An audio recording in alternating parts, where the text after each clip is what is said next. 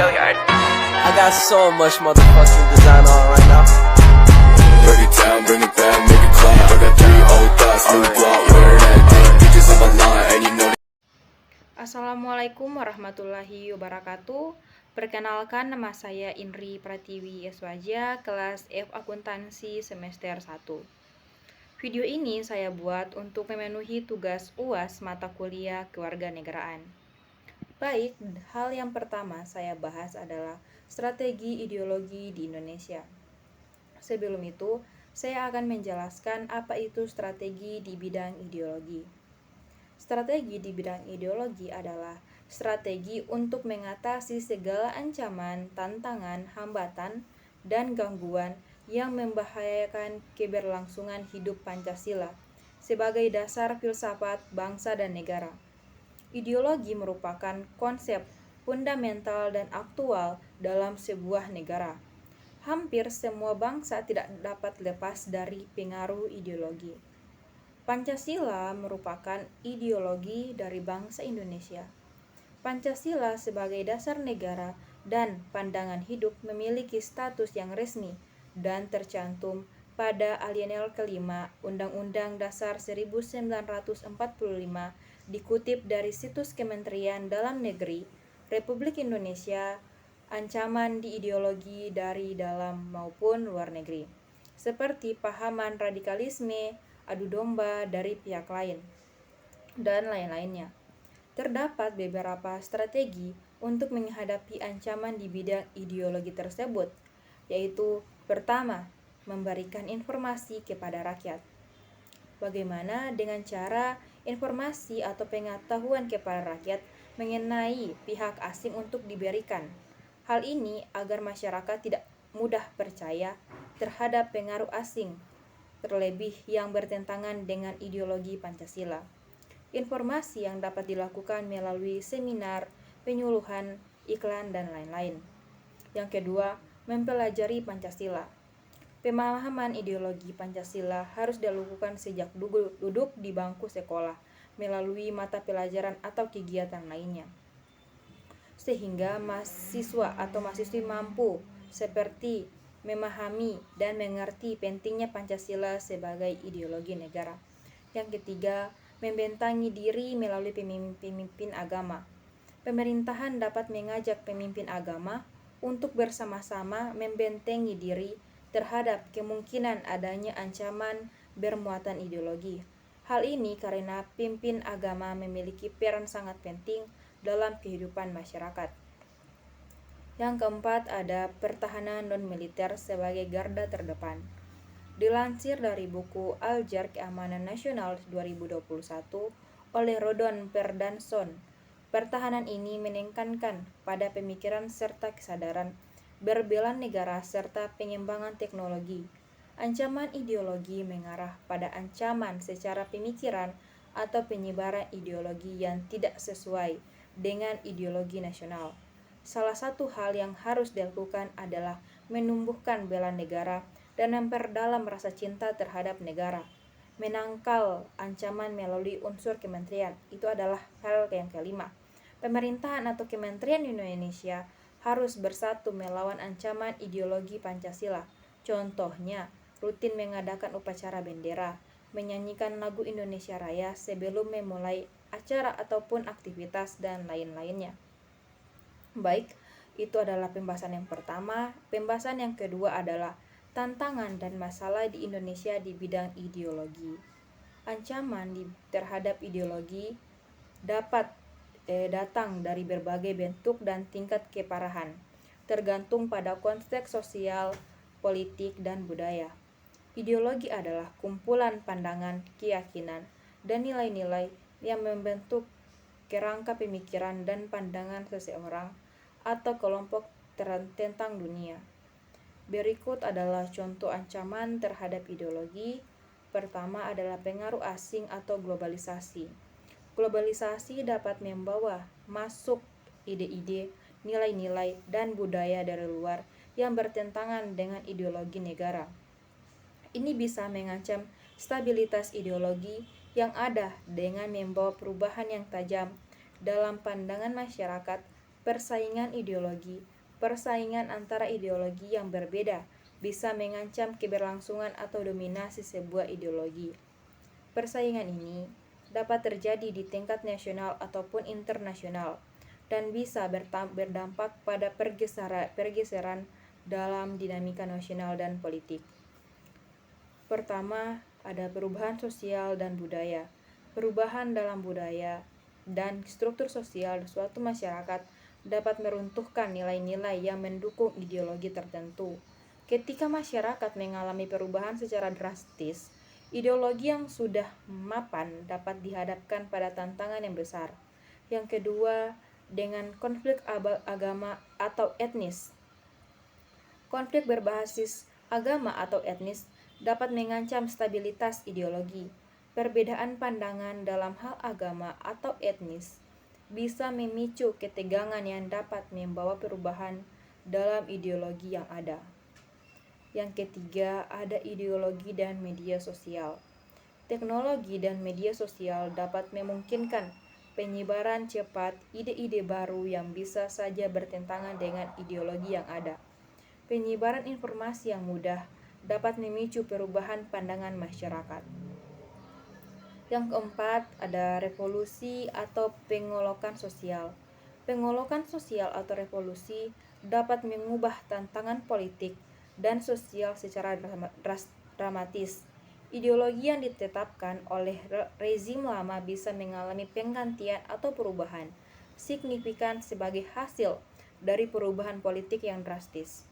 Yang kelima, ada ekonomi yang kesenjangan sosial. Ketidakpuasan akibat kesenjangan sosial atau ekonomi dapat membuka pintu bagi ideologi-ideologi yang menawarkan solusi alternatif.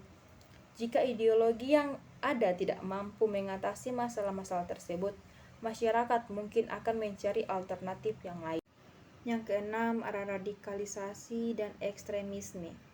Gerakan radikal dan ekstrem bisa muncul dan mengancam ideologi yang lebih moderat. Kelompok ekstrem bisa mengambil alih narasi dan mencoba memperluas pengaruh mereka. Yang ketujuh, ada ketidakpuasan politik.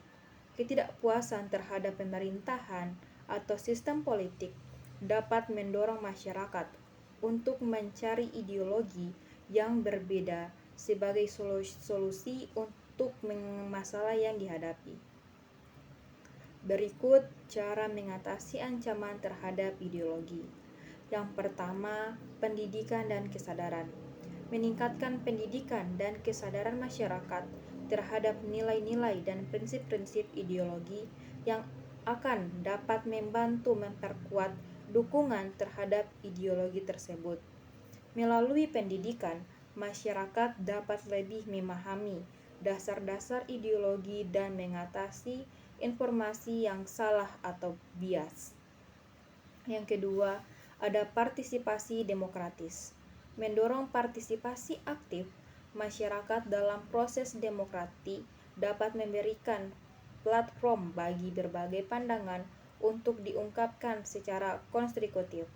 Ini membantu mencegah krisis politik yang dapat mengancam ideologi. Yang ketiga, ada adaptasi dan inklusi. Ideologi yang bersifat kaku mungkin perlu beradaptasi dengan perubahan sosial, budaya, dan ekonomi. Menyediakan ruangan untuk inklusi dan memberikan perubahan dapat mempertahankan relevansi ideologi dalam berbagai situasi. Yang keempat, ada ideologi dan konsolidasi. Mendorong dialog terbuka dan konstruksi antara berbagai kelompok dalam masyarakat dapat membantu meredakan ketegangan dan memfasilitasi pahaman bersama. Konsolidasi nilai-nilai yang mendasari ideologi juga penting untuk membangun konsensus. Yang kelima, ada pengembangan krisis dan keterampilan berpikir. Mendorong pengembangan keterampilan berpikir krisis dalam pendidikan dapat membantu masyarakat memahami dan menilai argumen-argumen ideologi dengan baik. Ini membantu menghindari penyebaran informasi yang tidak valid atau hoax. Yang keenam, ada penanggungan ketidaksetaraan. mengatasi ketidaksetaraan sosial dan ekonomi dapat membantu mengurangi frustasi yang mendorong masyarakat mencari alternatif ideologi. Kebijakan yang adil dan inklusif dapat memperkuat dukungan terhadap ideologi yang ada. Yang ketujuh, ada pemberantasan ekstremisme.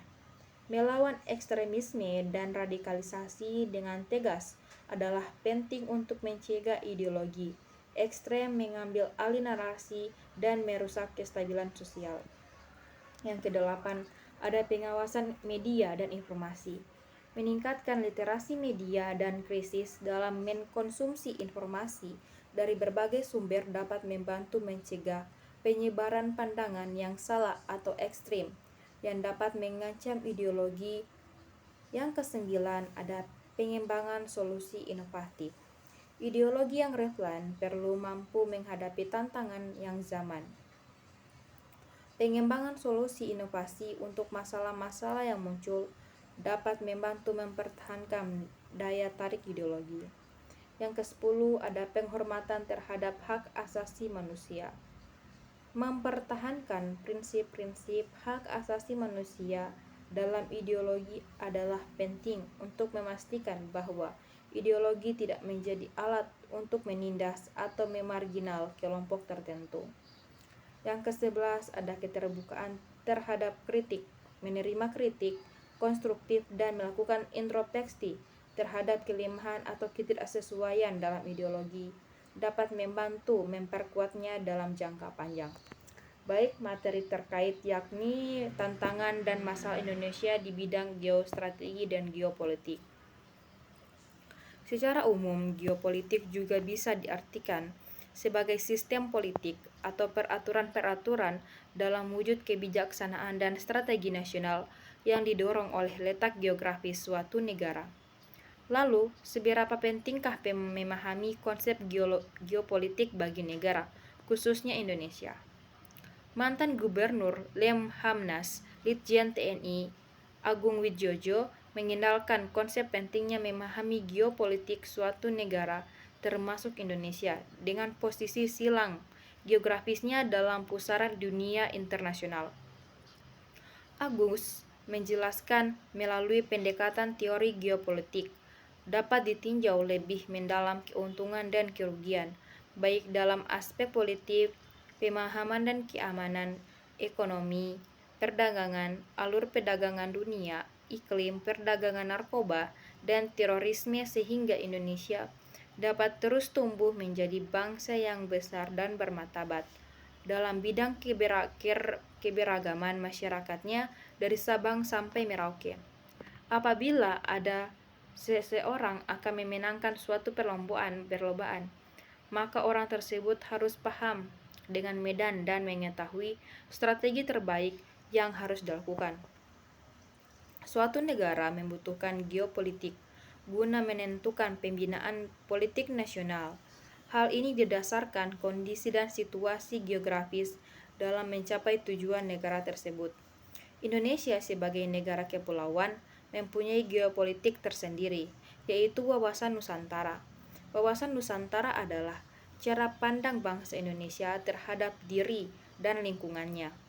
Bangsa Indonesia sendiri memandang wawasan Nusantara sebagai visi dan perwujudan kebinekaan di Indonesia.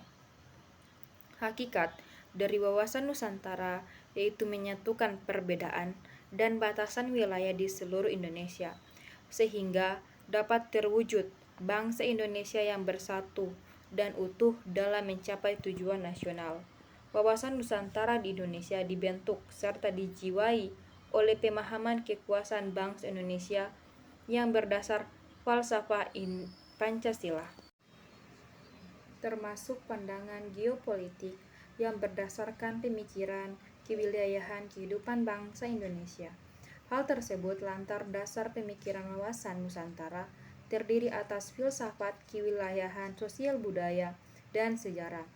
Tujuan wawasan Nusantara sebagai geopolitik Indonesia secara umum tertuang dalam pembukaan Undang-Undang Dasar 1945. Dasar Undang-Undang 1945 dijelaskan bahwa tujuan kemerdekaan Indonesia ialah untuk melindungi segenap bangsa Indonesia dan seluruh tumpah darah Indonesia, dan untuk mewujudkan kesejahteraan umum, mencerdaskan kehidupan bangsa, dan ikut serta melaksanakan ketertiban dunia yang berdasarkan kemerdekaan Indonesia, perdamaian abadi, dan keadilan sosial. Berikut tujuan wawasan Nusantara sebagai geopolitik Indonesia yang dibagi menjadi dua macam. Yang pertama, geopolitik Indonesia. Keluar. Tujuan wawasan Nusantara sebagai geopolitik Indonesia keluar yaitu menjamin kepentingan nasional dalam era globalisasi yang makin mendunia maupun kehidupan dalam negeri. Tak hanya itu, bangsa Indonesia juga turut serta melaksanakan ketertiban dunia berdasarkan kemerdekaan, perdamaian abadi, dan kerjasama, serta saling menghormati. Ini artinya bangsa Indonesia harus terus-menerus mengamankan serta menjaga kepentingan nasionalnya dalam kehidupan internasional dan dalam semua aspek kehidupan. Aspek tersebut meliputi politik, ekonomi, sosial, budaya, maupun keamanan dan pertahanan. Hal ini demi tercapainya tujuan nasional sesuai tertera dalam Undang-Undang 1945. Yang kedua, geopolitik Indonesia ke dalam. Tujuan wawasan Nusantara sebagai geopolitik Indonesia ke dalam yaitu menjamin persatuan dan kesatuan di segenap aspek kehidupan nasional. Aspek ini meliputi aspek ilmiah maupun aspek sosial. Bangsa Indonesia harus meningkatkan kepekaan dan berusaha untuk mencegah serta mengatasi sedini mungkin faktor-faktor penyebab timbulnya disintegrasi bangsa. Bangsa Indonesia juga harus terus-menerus mengupayakan terjaganya persatuan dan kesatuan dalam kebinekaan. Tantangan geopolitik Indonesia. Posisi Indonesia sebagai negara kepulauan mempunyai tantangan geopolitik yang besar, mulai dari Natuna hingga separatisme.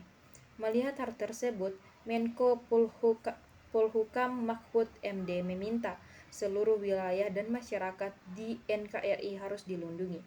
Meskipun kondisi geografi Indonesia sangat kaya, bukan berarti Indonesia tidak memiliki masalah. Mahfud menyebut masalah tersebut sebagai ancaman, gangguan, hambatan, dan tantangan.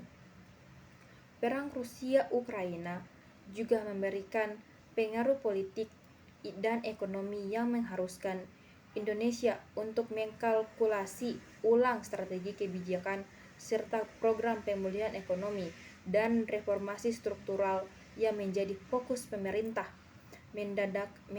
Pendandakan strategi perang Ukraina ini harus terus dicermati untuk mengantisipasi dampaknya terhadap ekonomi kita. Mitigasi struktural dan substantif komprehensif yang sudah kita jalankan untuk mengatasi dampak pandemi COVID-19 sudah memberikan kita pembelajaran yang penting untuk mengatasi pendandaan strategi. Baik, hal yang bisa dilakukan ketika Pulau Indonesia diambil alih oleh orang asing. Mari kita bayangkan situasi hipotetis di mana suatu negara mengklaim suatu pulau Indonesia secara sepihak. Pemerintah Indonesia harus mengambil beberapa tindakan. Yang pertama, ada protes diplomatik. Pemerintah Indonesia akan segera mengirim protes resmi kepada negara yang terlibat, menuntut penarikan klaim tersebut dan menekankan pentingnya menghormati kedaulatan Indonesia. Yang kedua, ada negosiasi diplomatik. Pihak-pihak terkait dapat duduk bersama dan bernegosiasi dan mencari solusi diplomatik. Mungkin melibatkan mediasi internasional atau forum internasional untuk membantu menyelesaikan konflik. Yang ketiga, kerjasama internasional. Pemerintahan Indonesia dapat mencari dukungan dari masyarakat internasional, termasuk melibatkan organisasi internasional seperti PBB atau ASEAN untuk memediasi dan mendukung kedaulatan Indonesia. Yang keempat, ada sanksi ekonomi. Jika negosiasi tidak membuahkan hasil, pemerintahan Indonesia dapat mengambil langkah-langkah ekonomi seperti memperlakukan sanksi untuk menekankan negara yang mengklaim pulau tersebut. Yang kelima, ada mobilisasi militer. Sebagai langkah terakhir, pemerintah Indonesia mungkin harus mempertimbangkan mobilisasi militer untuk menjaga kedaulatan dan keamanan nasional. Namun, ini merupakan pihak yang sangat serius dan perlu dihindari jika mungkin. Baik itu saja, sekian dari saya. Apabila ada kurang mohon dimaafkan. Assalamualaikum warahmatullahi wabarakatuh.